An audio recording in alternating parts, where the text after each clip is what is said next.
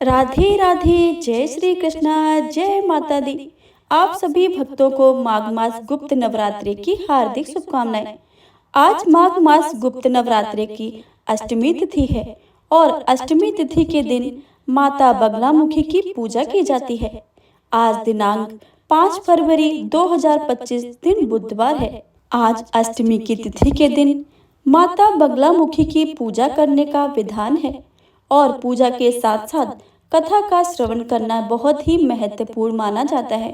तो आइए भक्तों, प्रेम से सुनते हैं माता बगलामुखी की दो पौराणिक कथाएं और साथ ही दुर्गा कवच का संपूर्ण पाठ भी सुनेंगे। तो प्रेम से बोलिए माता बगलामुखी की जय। एक बार सतयुग में अचानक ही महाविनाश उत्पन्न करने हेतु भयंकर तूफान उत्पन्न हुआ।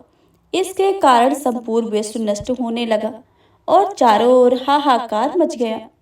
प्राणियों के प्राण संकट में पड़ गए तथा संसार की रक्षा करना असंभव हो गया। यह तूफान सब कुछ नष्ट भ्रष्ट करता हुआ आगे बढ़ता जा रहा था। इसे देखकर भगवान नारायण चिंतित हो गए।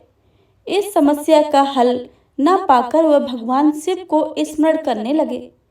तब स्वयं भगवान शिव ने कहा कि शक्ति के अतिरिक्त अन्य कोई इस विनाश को रोक नहीं सकता है, अतः आप उनकी शरण में जाएं, तब से उन्हें प्रसन्न करें। यह सब सुनकर भगवान नारायण ने हरिद्रा सरोवर के निकट पहुंचकर कठोर तप किया। भगवान विष्णु ने भगवती महात्रिपुर सुंदरी का आवाहन किया। ह्रीम बीज मंत्र से शुरू किया, लेकिन ऐसा करते करते समय अंतराल में उनके मुख से ह्रीम की जगह ह्रीम निकलने लगा। इस कारण महात्रिपुर सुंदरी प्रसन्न हुई तो लेकिन भगवती बगलामुखी रूप से सौराष्ट्र क्षेत्र में प्रकट हुई। उस समय भगवती पीतांबर वर्ण की थी और पूर्ण रूप से पीले वस्त्र और आभूषण धारण किए हुए थी। इस कारण महादेवी को पीतांबरा माँ कहा जाता है। एक मत के अनुसार भगवती महात्रिपुर सुंदरी जब बगलामुखी के रूप में प्रकट हुई तो वह हरिद्रा झील में जल क्रीड़ा करने लगी और उसी कारण से उन्हें पीतांबर या महापीतांबरा देवी भी कहा गया है। महापीतांबरा स्वरूप देवी के हृदय से दिव्य तेज उत्पन्न हुआ, जिससे वह भयंकर तूफान थम गया। जिस समय भगवती असुर का संहार करने के लिए क्रोधित हुई, तब उन्होंने भगवती के क्रोध को जानकर ब्रह्मा विष्णु महेश रुद्र और सदाशिव का पंच अस्त्रों के रूप में आवाहन किया। तब भगवती भयानक रूप धारण करके आसुरी बंगला के रूप में प्रकट हुई और पंच अस्त्रों ब्रह्मा विष्णु महेश रुद्र और सदाशिव को पकड़कर अपने कमला आसन पर बैठा गई। समय अंतराल में इन्हीं पंच अस्त्रों के कमला आसन को पंच प्रेत आसन की संज्ञा दी गई। इसी आसन पर विराजमान होकर महादेवी ने कलल नामक असुर की जीभया पकड़कर वज्र की एक ही प्रहार पर संहार कर दिया। उस समय स्वयं ही असुर की समस्त शक्तियों को छीनकर उनकी आसुरी रूप में प्रकट होकर भगवती असुर मार पंच प्रेत आसन वाली भगवती असुरी बगलामुखी कहलाई। विष्णु की तपस्या के फलस्वरूप महात्रिपुर सुंदरी के तेज से पीतांबरा देवी का आविर्भाव वीररात्रि के रूप में हुआ। जब सूर्य मकर राशि में होने पर मंगलवार के दिन चतुर्दशी हो और उसी दिन मकर कुल नक्षत्र पड़े तो उसे वीररात्रि कहा जाता है। इसी रात्र में मां पीतांबरा बगलामुखी का आविर्भाव हुआ था। एक अन्य कथा के अनुसार महाप्रलय के समय भयंकर तूफान आया। उस दौरान देवाधिदेव भगवान शंकर से संसार की रक्षा के लिए सभी देवी देवताओं ने प्रार्थना की। तब भगवान शंकर के तीसरे नेत्र के एक अद्भुत शक्ति का प्रादुर्भाव हुआ, जिसे बगलामुखी पर शक्ति के नाम से जाना गया। इन्हें ही बगलामुखी देवी कहा जाता है। मकर मरकुल नक्षत्र में प्रकट हुई भगवती बगलामुखी माँ को 10 महाविद्याओं में अष्टमी महादेवी के रूप में पूजा जाता है। बगलामुखी देवी रत्न जड़ित सिंहासन पर विराजमान होती हैं। रत्नमय रथ पर आरूढ़ होकर शत्रुओं का नाश करती हैं। देवी के भक्तों को तीनों लोकों में कोई हरा नहीं पाता है। वह जीवन के हर क्षेत्र में सफलता पाता है। पीले फूल और नारियल चढ़ाने से देवी प्रसन्न हो जाती हैं।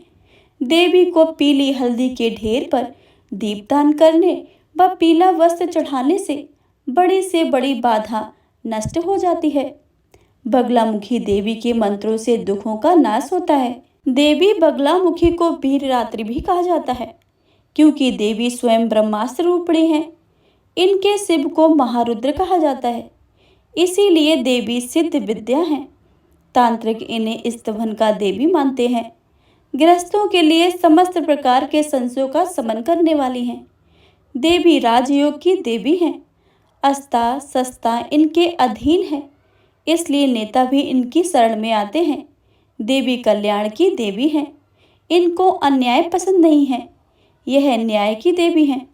अधर्म पाप और अनुचित कामना इनको जना भी पसंद नहीं है। कैसा भी संकट आए यह उनको दूर कर देती हैं। अन्य देवियों से इनकी आराधना का विधान अलग है। इनकी मानसिक पूजा है। यंत्र तंत्र और मंत्र तीनों ही रूप में इनकी पूजा की जाती है। तो यह थी माता रानी की कथा। इनसे बोलिए माता बगलामुखी की जय, नवदुर्गाओं की जय। अब सुनिए माँ दुर्गा का संपूर्ण कवच का पाठ। इस पाठ से शरीर के समस्त अंगों की रक्षा होती है। यह पाठ महामारी से बचाव की शक्ति देता है। यह पाठ सरोग्य आरोग्य का सुख प्रदान करता है। यह अत्यंत गोपनीय पाठ है। इसे पूरी पवित्रता से किया जाना चाहिए। मार्कंडेय जी ने कहा कि हे पितामह, जो इस संसार में परम गोपनीय तथा मनुष्यों की सब प्रकार से रक्षा करने वाला है, और जो अब तक आपने दूसरे किसी के सामने प्रकट नहीं किया हो, ऐसा कोई साधन मुझे बताइए। तब ब्रह्मा जी कहते हैं कि ऐसा साधन तो एक देवी का कवच ही है, जो गोपनीय से परम गोपनीय है, पवित्र तथा संपूर्ण प्राणियों का उपकार करने वाला है। हे महामुनि, आप उसे श्रवण करो। प्रथम नाम शैलपुत्री, दूसरी मूर्ति का नाम ब्रह्मचारिणी, तीसरी स्वरूप चंद्रघंटा के नाम से प्रसिद्ध है, चौथी मूर्ति को कूष्मांडा कहते हैं, पांचवी दुर्गा का नाम स्कंद माता है, देवी के छठे रूप को कात्यायनी कहते हैं, सातवां कालरात्रि और आठवां स्वरूप महागौरी के नाम से प्रसिद्ध है, नवी दुर्गा को नाम सिद्धरात्रि है। ये सब नाम सर्वज्ञ महात्मा वेद भगवान के द्वारा ही प्रदीप्त हुए हैं। जो मनुष्य अग्नि में जल रहा हो, रणभूमि में शत्रुओं से घिरा हो, विषम संकट में फंस गया हो तथा इस प्रकार से भय से आतुर होकर जो भगवती दुर्गा की शरण में प्राप्त हुए हैं, उनका कोई भी अमंगल नहीं होता। युद्ध समय संकट में पड़ने पर भी उनके ऊपर कोई विपत्ति नहीं दिखाई देती। उनके शोक दुख और भय की कोई प्राप्ति नहीं होती। जिन्होंने भक्ति पूर्वक देवी का स्मरण किया है, उनका निश्चय ही अभ्युदय होता है। देवेश्वरी, जो तुम्हारा चिंतन करते हैं, उनकी तुम निसंदेह रक्षा करती हो। चामुंडा देवी प्रेत पर आरूढ़ होती हैं, 12 ही भैंसे पर सवार करती हैं। ऐन्द्री का वाहन ऐरावती हाथी है। वैष्णवी देवी गरुड़ पर ही आसन जमाती हैं। महेश्वरी वृषभ पर आरूढ़ होती हैं। कौमारी का मयूर है। भगवान विष्णु की प्रीतमा लक्ष्मी देवी कमल के आसन पर विराजमान है और हाथों में कमल धारण किए हुए हैं। वृषभ पर आरूढ़ ईश्वरी देवी ने श्वेत रूप वस्त्र धारण कर रखे हैं। ब्राह्मी देवी हंस पर बैठी हुई हैं और सब प्रकार के आभूषणों से विभूषित हैं। इस प्रकार से सभी माताएं सब प्रकार की योग शक्तियों से संपन्न हैं। इनके सिवा और भी बहुत सी देवियां हैं जो अनेक प्रकार के आभूषणों की शोभा से युक्त तथा नाना प्रकार के रत्नों से सुशोभित हैं। हे संपूर्ण देवियां क्रोध से भरी हुई हैं और भक्तों की रक्षा के लिए रथ पर बैठी दिखाई देती हैं। ये शंख चक्र गदा शक्ति हल और मूसल खेटक और तोमर परश और पास कुंत और त्रिशूल एवं उत्तम धनुष आदि अस्त्र शस्त्र अपने हाथों में धारण करती हैं। दैत्यों के शरीर का नाश करना, भक्तों का अभय दान देना और देवताओं पर कल्याण करना, यही उनके शास्त्र धारण का उद्देश्य है। महान रौद्र रूप, अत्यंत घोर पराक्रम, महान बल और महान उत्साह वाली देवी, तुम महान भय का नाश करने वाली हो, तुम्हें नमस्कार है। तुम्हारी ओर देखना भी कठिन है। शत्रुओं का भय बढ़ाने वाली जगदम्बा मेरी रक्षा करो। पूर्व दिशा में इंद्र शक्ति मेरी रक्षा करे। अग्निकोण में अग्नि शक्ति, दक्षिण दिशा में बाराही और नेत्रकोण में खड़गधारणी मेरी रक्षा करे। पश्चिम दिशा में वारुणी और बाह्य कोण में मृग पर सवारी करने वाली देवी मेरी रक्षा करे। उत्तर दिशा में कौमारी, ईशान कोण में त्रिशूल धारणी देवी मेरी रक्षा करे। ब्राह्मणी, तुम ऊपर की ओर से मेरी रक्षा करो और वैष्णवी देवी नीचे की ओर से मेरी रक्षा करे। इस प्रकार सबका वाहन बनाने वाली चामुंडा देवी मेरी दिशाओं में रक्षा करे। जया आगे से और विजया पीछे की ओर से मेरी रक्षा करे। वाम भाग में अजिता और दक्षिण भाग में अपराजिता मेरी रक्षा करे। उद्धोतनी शिखा की रक्षा करे। उमा मेरे मस्तक पर विराजमान होकर रक्षा करे। ललाट में मालाधारी रक्षा करे और यशस्विनी देवी मेरी बहुओं की रक्षा करे। बहुओं के मध्य भाग में त्रिनेत्रा और नथुनों की यम घंटा मेरी रक्षा करे। ललाट में मालाधारी रक्षा करे और यशस्विनी देवी मेरे भवों के संरक्षण करे। भवों के मध्य भाग में त्रिनेत्रा और नथनों की यम घंटा देवी मेरी रक्षा करे। नासिका में सुगंधा और ऊपर के ओठ में चर्चिका देवी मेरी रक्षा करे। नीचे के ओठ में अमृत कला तथा जिह्वा में सरस्वती देवी मेरी रक्षा करे। कुमारी दांतों का और चंडिका कंठ प्रदेश की रक्षा करे। चित्र घंटा गले की घंटी और महामाया तालु में रहकर रक्षा करे। कामाक्षी ठोड़ी की और सर्वमंगला मेरी वाणी की रक्षा करे। भद्रकाली ग्रीवा की और धनुधारी पुष्ट में रहकर मेरी रक्षा करे। कंठ के बाहरी भाग में नील ग्रीवा और कंठ की नली में नलकुबरी रक्षा करे। दोनों कंधों में खड़गनी और मेरी दोनों भुजाओं की वज्रधारणी रक्षा करे। दोनों हाथों में दंडनी और उंगलियों में अंबिका रक्षा करे। शूलेश्वरी नखों की रक्षा करे। कुलेश्वरी पेट की रक्षा करे। महादेवी दोनों स्तनों की और शोक विनाशिनी देवी मन की रक्षा करे। ललिता देवी हृदय में और शूलधारणी उदय में रहकर रक्षा करे।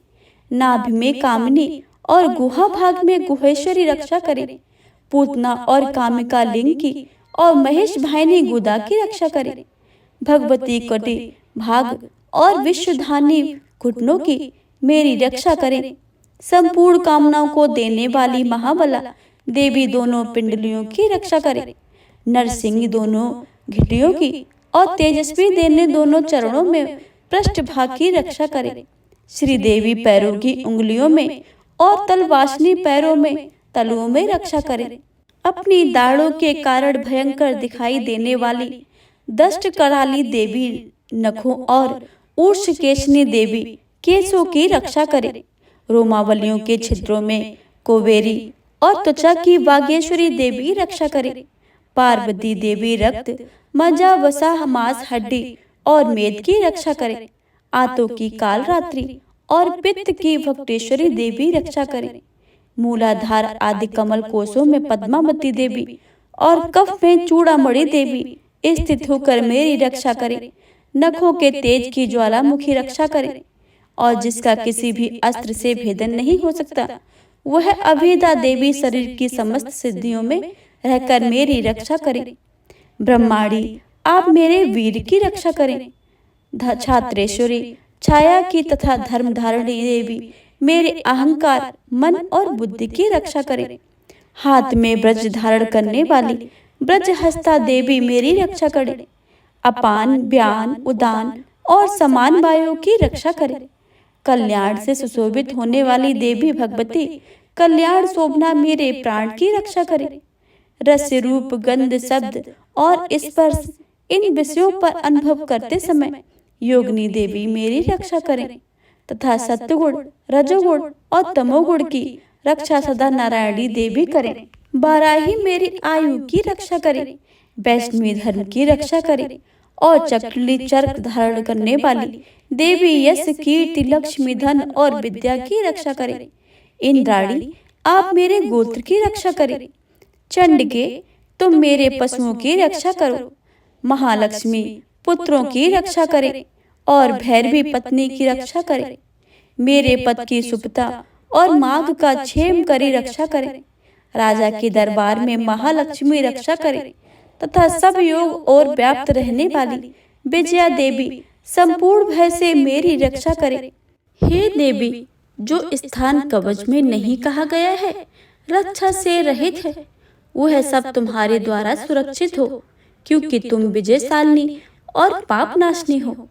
यदि अपने शरीर का भला चाहे तो मनुष्य बिना कवच के कहीं एक पग भी न जाए। कवच का पाठ करके ही यात्रा करे। कवच के द्वारा सब ओर से सुरक्षित मनुष्य जहाँ जहाँ भी जाता है वहाँ वहाँ उसे धन लाभ होता है तथा संपूर्ण कामनाओं की सिद्धि करने वाली विजय की प्राप्ति होती है। वह जिस जिस अभिष्ट वस्तु का चिंतन करता है उसको निश्चय ही प्राप्त कर लेता है। वह पुरुष इस पृथ्वी पर तुलना रहित महान ऐश्वर्य का भागी है। कवच से सुरक्षित मनुष्य निर्भय हो जाता है।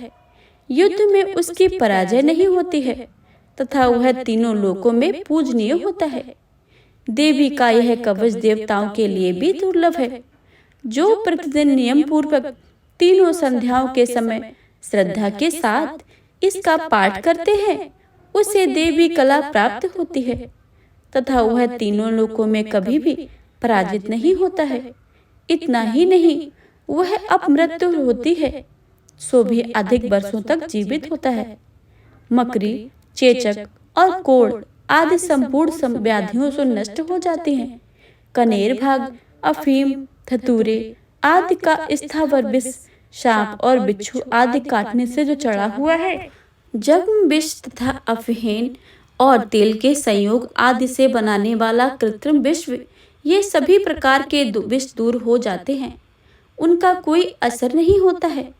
इस पृथ्वी पर मारण मोहन आदि जितने अभिचारिक प्रयोग होते हैं तथा इस प्रकार के मंत्र यंत्र होते हैं, वे इस कवच को हृदय में धारण कर लेने पर मनुष्य को देखते ही नष्ट हो जाते हैं। ये ही नहीं, पृथ्वी पर विचरने वाले ग्राम देवता, आकाशचरी देव, विशेष जल के संबंध से प्रकट होने वाले गढ़, उपदेश मात्र से सिद्ध होने वाले निम्न कोटि के देवता, अपने जन्म के साथ प्रकट होने वाले देवता, कुल देवता, माला, डाकिनी, शाकिनी, अंतरिक्ष में विचरण करने वाली अत्यंत बलवती भयानक डाकनियां, ग्रहभूत, पिशाच, यक्ष, गंधर्व राक्षस, ब्रह्म राक्षस, बेताल, कूष्मांड और भैरव आदि अनिष्ट कारक देवता भी हृदय में कवच धारण किए रहने पर उस मनुष्य को देखते ही भाग जाते हैं। कवचधारी पुरुष को राजा में सम्मान प्राप्त होता है। यह कवच मनुष्य के तेज की वृद्धि करने वाला और उत्तम है। कवच का पाठ करने वाला पुरुष अपनी कीर्ति से विभूषित भूतल पर अपने सुयोग साथ साथ वृद्धि को प्राप्त होता है। जो पहले कवच का पाठ करके उसके बाद दुर्गा सप्तशती, दुर्गा चंडी का पाठ करते हैं, उसकी जब तक वन, पर्वत और कानूनों सहित यह पृथ्वी पर टिकी रहती है, तब तक यहाँ पुत्र पौत्र आदि संतान परंपरा बनी रहती है। देह का अंत होने पर वह पुरुष भगवती महामाया के प्रसाद से नित्य परम पद को प्राप्त होता है, जो देवताओं के लिए भी दुर्लभ है। वह सुंदर दिव्य रूप धारण करता है और कल्याण शिव के साथ आनंद का भागी होता है। श्री दुर्गा देवी कवच का पाठ संपूर्ण हुआ तो प्रेम से बोलिए दुर्गा माता की जय, नव दुर्गाओं की जय।